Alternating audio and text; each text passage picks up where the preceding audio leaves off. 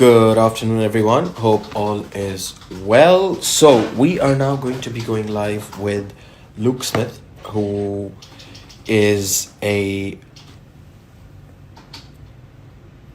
property developer who also deals with developments not just in the UK but worldwide. And we are going to be talking about how is property development different all around the world. It be the UK, it be France, it be Spain. This is where they work, and we're going to be speaking about all of those property developments that they do. Send. Super. So, if anyone has any questions about property development, do put them in here. Let's just wait for. Here we go.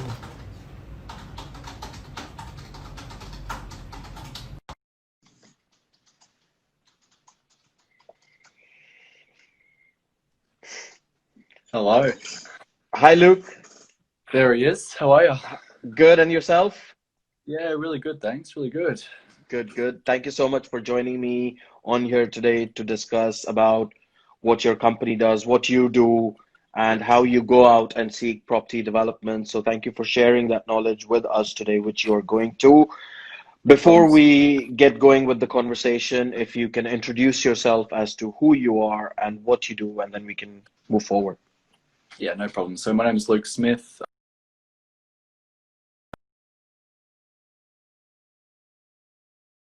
So Leander Group based in Hong Kong. So it's a pretty small team. The company started, I think, about 3 or 4 years ago. I joined as of August last year. As you can tell from my accent, I'm Australian, so I just sort of moved over to London recently. Basically, I sort of handle the division of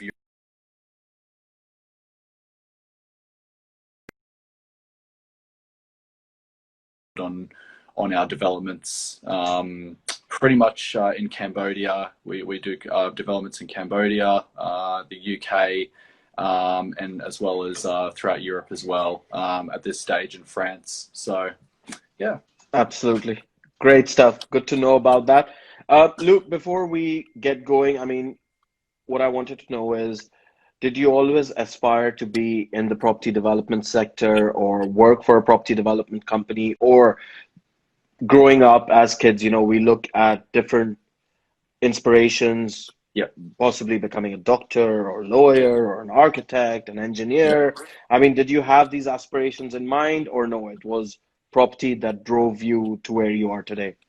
Yeah, I think, look, sort of feel like my generation and the generation above me as well are sort of a bit all over the place in terms of, unless your family sort of, give you that aspiration, or you're going to see your family do certain things, then you really have no direction. Unfortunately for me, my parents were sort of quite sort of low middle class parents. My dad had a lot of jobs that were sort of dead end career jobs. My mum sort of worked in a bank for a little bit, but then looked after myself and my brother as a stay at home mum. So I didn't really have any sort of direction to go off. All I had was I guess, the drive to, maybe sort of, make something out of my life, as opposed to looking at my parents who, you know, they're fine. Obviously, their life is their life, and people choose different directions. People are happy in different ways. But for me,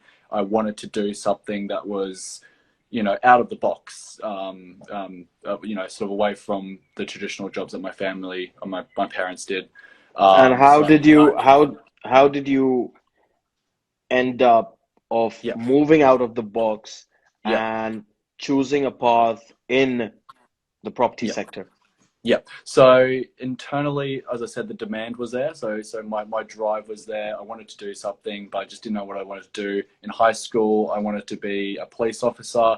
But then I sort of looked at that, and I did a bit more research, and I knew that, you know, the lifestyle wasn't there that I wanted, the status wasn't there that I wanted, and also I guess the potential for income wasn't there. There's obviously, it was just capped at a certain amount, and I wanted to do more than that. I didn't want to be restricted by those things. So after high school, eventually I wanted to go to university because none of my family did that, and I wanted to graduate. So that was a dream of mine. So in university, And what did you graduate in?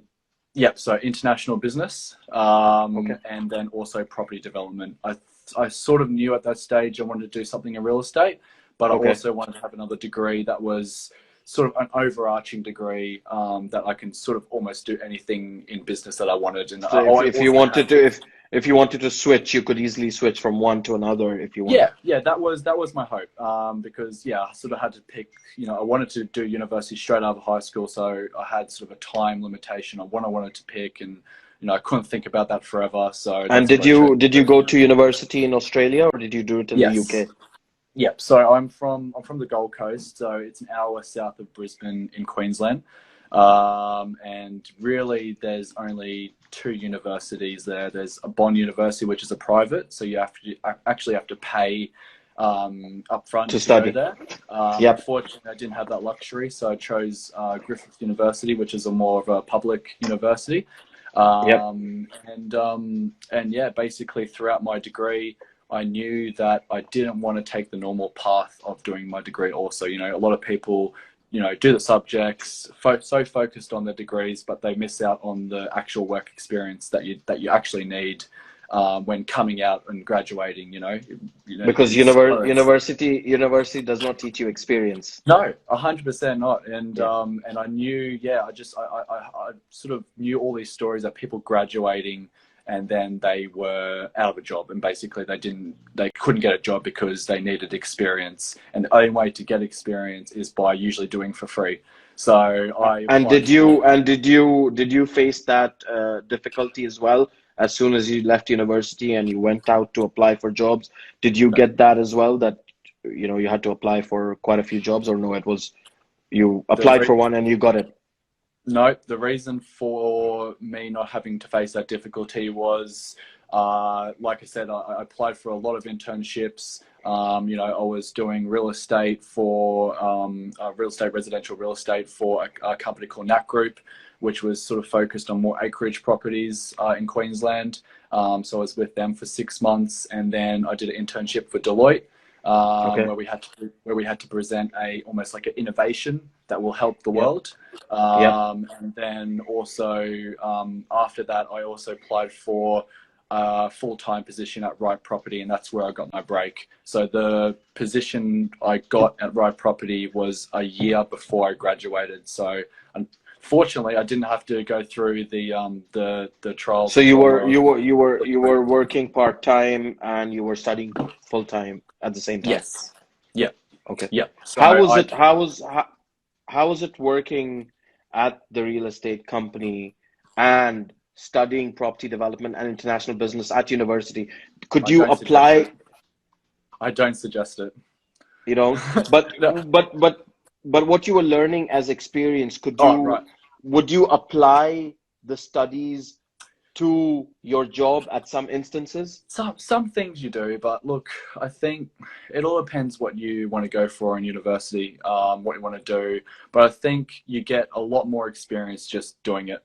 You know, a lot of people tend to, you know, always be in their own heads and, you know, reading books and doing this and that. And I think if you're actually on the job and you're actually doing it and you're actually getting mentored by someone who's maybe the top in your office or the top in the industry, that's obviously the best way to learn, I think. Of course.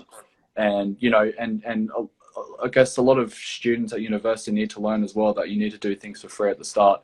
You know, there has to be some kind of sacrifice there for you to be able to be, or to learn, to get a job, and to be able to be the best in the industry. You know, you can't just expect to graduate and then go straight into a job, because, you know, you'll have 500 or 200 other people that may have more experience than you by doing those free internships, and then you're left, you know, behind. So that's what I didn't want to do. And that's why I did a lot of internships through university. And eventually I got my role at Right Property, and it was almost like I didn't really want it, but at the same time, I knew it was a stepping stone to hopefully get a clear head on what I wanted to do in the real estate industry. And eventually, Absolutely. I just fell into it, and I loved it. I was a real estate broker for 4 years there, and then And eventually, this was in Australia that you were doing it. yes, Okay. yes. And unfortunately, I got another lucky break. Right Property got bought out by Cushman & Wakefield, which are, I think, the second largest multinational real estate company in the world now. Yep. So, Right Property were a boutique real estate company in southeast Queensland, Okay. and Cushman & Wakefield wanted to have exposure in that area, so they were looking for a real estate agency to buy out and have those connections. So, unfortunately, they bought Right Property out, and And did then you carry on with them then yeah. afterwards, or? Yeah. Okay. So I moved up. So I was a negotiator at the start. Basically, I was selling, anything from 500,000 to $1 million industrial commercial properties. And then I moved up to an executive level, and then associate director level Wow. thereafter.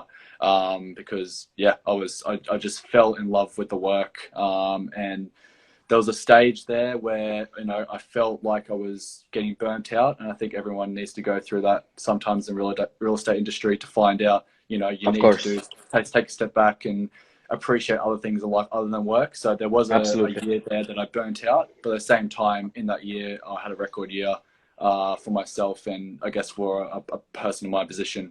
So I got Oh, Rookie of wow. the Year for Queensland, for the state.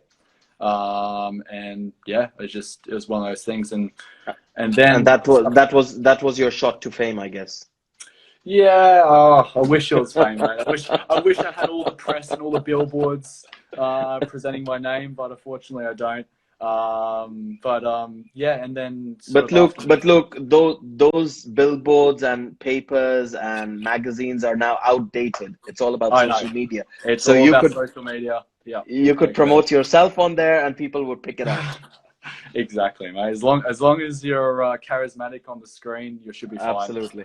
Absolutely.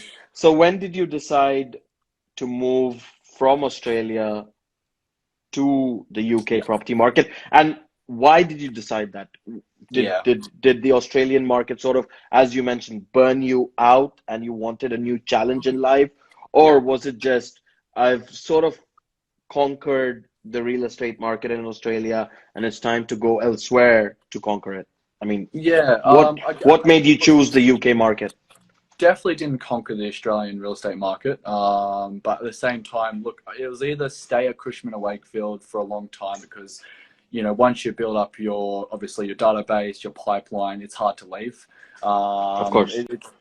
And I'm a loyal guy as well. So I always like to stay with a company that treats me right, with the right sort of atmosphere, the right people around me. And that's what Cushman had on the Gold Coast. So everything was good in that aspect. But at the same time, I've lived on the Gold Coast for all my life. I wanted to change. I saw a lot of my friends moving abroad, and I wanted that experience as well. And I didn't get an international business degree for nothing, so I wanted to just to get that experience and try to, I guess, broaden my whole perspective of life, not just for business, but I wanted just to learn about new cultures. The exposure, and traveling Yeah. gives you that exposure in life that, you meet, like you mentioned, new people, new culture, new markets, new business, Yeah. and the ways of doing business, the ways of dealing with people possibly differently, how you would deal in Australia to how you would deal in the UK, all that kind of stuff. So that's what drove you to get into the UK market, right? Yes. Yeah. How was it so now that you came to the UK market, how easy was it for you to get your foot into the door to one of the real estate brokers or the development companies that you're currently working for? How was it? Was it easy to get in there? It was difficult. It's very difficult for anyone who's looking to go overseas and get a job. It's one of those things where you have to really push. You can't just go onto job seekers websites and try your luck there unless you wanted an average job. You have to really, cold calling, cold emailing companies, you do everything you can to get your foot in the door. Of course. So that's my advice there. For me, once again, I had another lucky break. So before I moved over to London, I went to Paris for 1 week. Okay. It was the Champions League final Okay. against Liverpool and who was Madrid. it? Tottenham. Tottenham, yes. Yeah. It was the one. It was last year's one. And then so I went into an Irish bar, met my boss, started talking to him. I said, "Look, I'm looking for a job. I'm in real estate." He said, "Okay, here's my number. Let's have a chat over the next month." And then I was always the one pushing. I was always the one that said, "Are you in London?" Because he lives in Paris. Okay. And he lives in one of the most expensive streets in Paris, so he's pretty well off. I basically just sort of honed in on him for a month, and then eventually came to London after a while. Had a meeting with him. I just said, "Look, these are my skills. This is what I can do. This is what I did before. Can you take me on and give me a shot?" And then he said, "Yeah, let's do it." So. One lesson that people can learn from what you just said is basically networking, speaking to people, and never give up. Keep on pushing. Persistence is key to achieving your goal, and that's what you did out here, right? And this is how you got your break. And after a month of calling him, emailing him, texting him, you got your job that you wanted, the break that you wanted. So how was it, and what was different to working in Australia in a real estate brokering company to now working for a developer in the UK? How was it different? It's different because it's a completely different role. So I'm talking to investors now. I mean, I was back home, but not as strictly as I'm doing now. I guess, in terms of doing deals, it's basically the same. I'm applying all the fundamentals that I did back home here. I guess language barrier is a bit of a problem because I have to call investors in Europe as well. But in terms of, when you go from one Western culture to another, especially from the UK and Australia, not much changes. So in terms of major changes, there wasn't really much. It's more sort of knowing the dialogue and how to speak to these investors, what they actually want, asking them key questions, and then just obviously put your sale pitch on, and away you go. Absolutely. Yeah. This development company that you're working for, and you mentioned that you're going out and finding investors for the JV, joint venture investments that they can do within your developments that your company is building. Can you tell me a bit more about it, of what you guys do, and what sort of JV opportunities are you pitching to your investors, and how can investors gain from investing with yourselves? Yeah, okay. So Leander Group basically started from my boss, Tim Blair, and his partner, Nick Hyatt. They were investment bankers, and they've been so for 20 years. So they have a lot of connections. They knew as well that they wanted to do something different. So they knew that property development basically is where the return is ultimately. And they wanted to find an emerging market to go into. So Nick Hyatt worked in Hong Kong for 15 years. He's lived all over Southeast Asia, and he saw the opportunity in Cambodia. And he basically just said, "Look, we need to start a company. We need to, try to acquire some land here, and then after a while develop." So technically, Leander Group themselves haven't completed a development. But however, they're doing their first development with a JV partner who's done a lot of residential commercial in Pakistan. So he's also they're also taking advantage of that emerging market, especially. So where are you guys developing in Pakistan? Because I come from Pakistan. So I'm not too sure where they are. I think they're I can't remember the names for is it Gwadar? I think so. It starts with a G. Yeah. G. Yeah. I think it may be. Yeah. I think that might be it. But they're taking it's the biggest seaport in Asia. Yes. Yeah. And Go that's Other. the reason they're focusing on it, because they're taking advantage of the Belt and Road Initiative that China are doing. Yep, And yep. they know that that area is going to, where the infrastructure is going. It's beautiful out there. Yeah, it is. It looks amazing. I want to go one day for sure.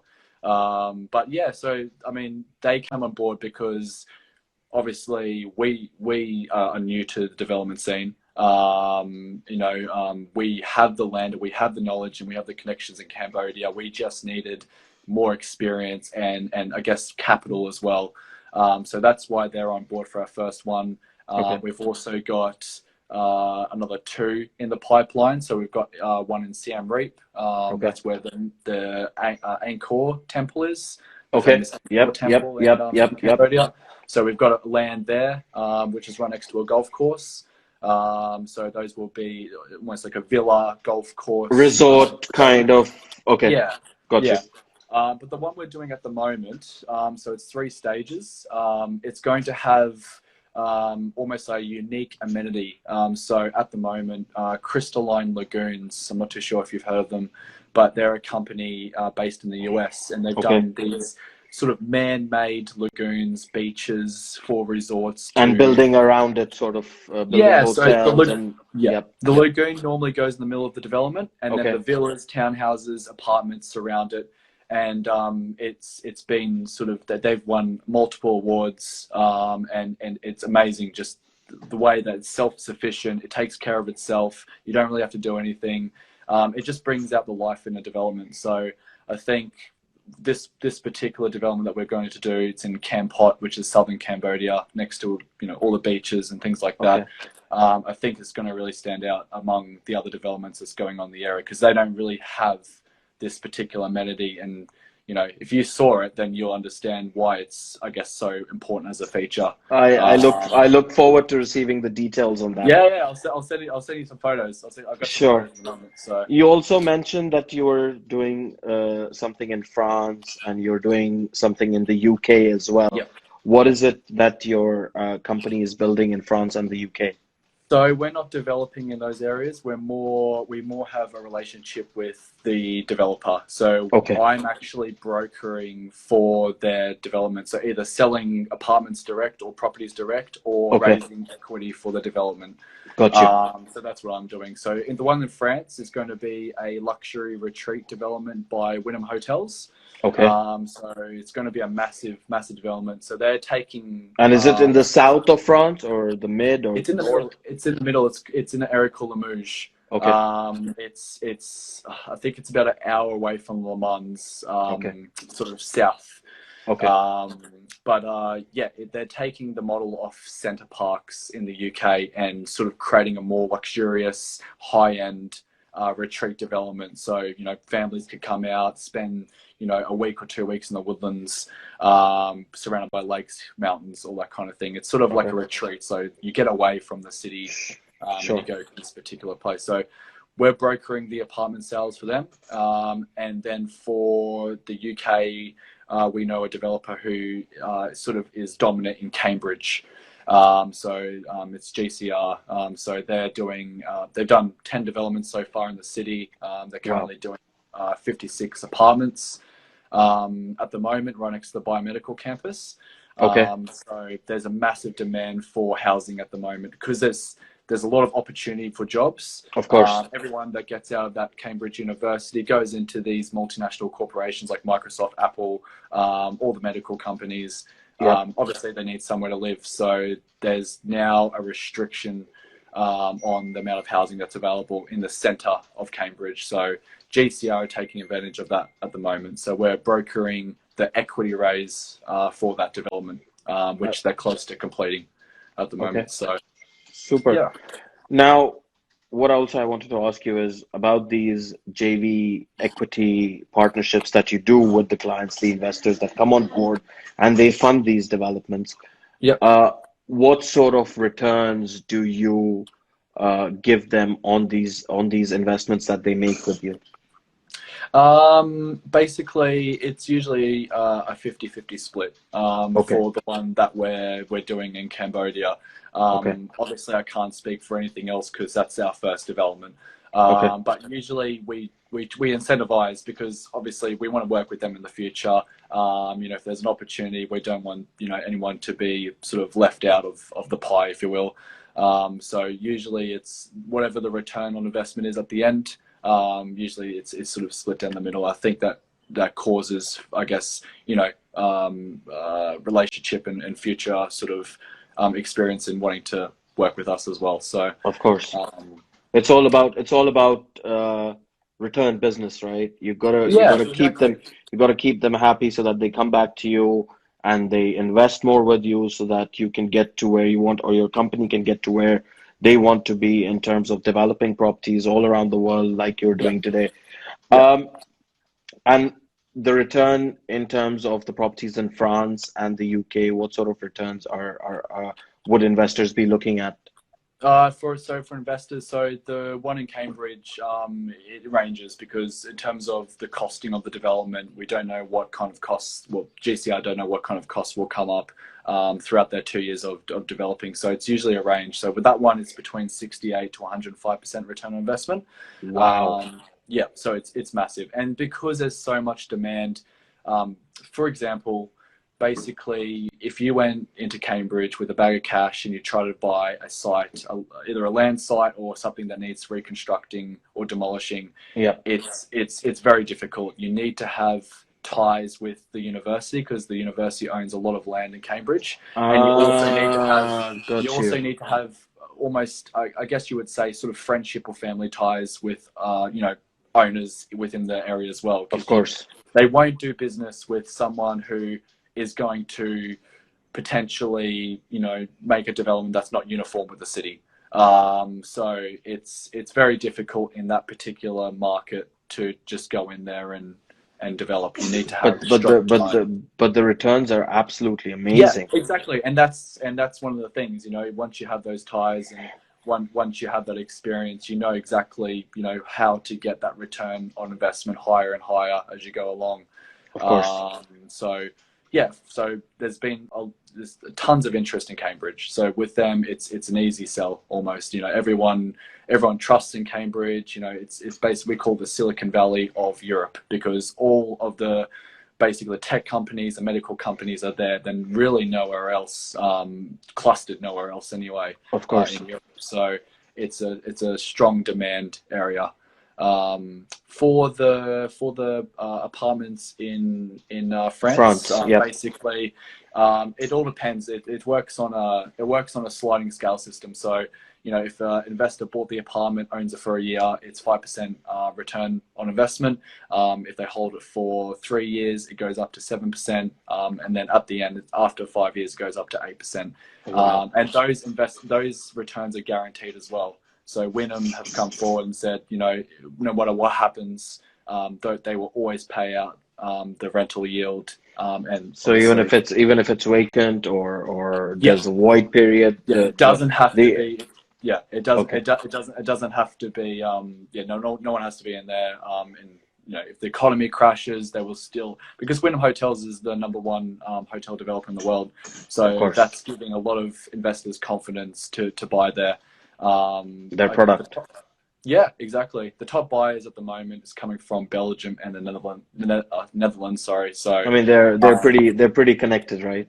yeah. So, and it's easy for them. Instead of taking a 3-4 hour flight, to go somewhere nice, they can just Just take drive the 2 hours. Eurostar or drive it. Exactly. Yeah, Yep. yeah, whatever they want to do, and they're right there. So it's proving Absolutely. that the surrounding countries are getting more and more interested, as well as French as well. So yeah. Super. But it's been an amazing conversation about what you do, what your company does, and how you are promoting the company in terms of the right way so that the investors can benefit from investing with your company. Absolutely amazing stuff. But thank you so much for coming on here, No problem. sharing what you are learning, what you have done, your career. Before you go, Luke, if you can share some positive advice with the viewers out here who are going to watch it later as well, what positive advice would you like to share with them so that they can take that on board and forget about all the negative sentiment that's around us today? What would you like to share with them? Look, this situation won't last forever. We all know that. It may go on, for a couple more months. It might go on for another 6 months. But if you focus on the positives, if you focus your time on doing stuff that's productive to you, constructive, you build your skills up. You'll come out this better than what you went in. So, and I think also one of the things I wanted to say is this one of these events usually happens every 10 years. So instead of people need to learn how to save money and put money away for these emergency times. And I Yeah. think a lot of people forget that. They come out of one of these crises 3 years later. Everyone tends to forget. But you really need to be prepared, because these will Always, it's always, more always, likely than not. always be prepared for the next 10 years, and you might have some Yeah, situation 100%. like this around you. Yeah, look at history. History tells us that these events happen all the time. So Luke, you're making it sound as if it's planned. well, hopefully not. For our sake, hopefully not. But mate, it's humanity. Humanity is always Absolutely. going to run into some struggle one way or another. So you've got to be prepared. And yeah, just this is focus on each and every day. Don't always focus on the future. Of course. And just hopefully everyone is okay out there. And I know the numbers are dwindling down in the UK, so I think we should be able to pull out of this, and hopefully there's no second wave. Absolutely. But thank you so much for coming on here, sharing so much great knowledge on property development, investment, the three areas that you're developing the property in. It's absolutely amazing to know about that. And do send across the details as well about those properties, so that I can pitch it to my clients and show them what you guys are doing. Thank you so much for coming on here, Luke. No worries. Take care. Thanks, Marcus. Yeah. See you. Bye-bye. See you, mate. Bye.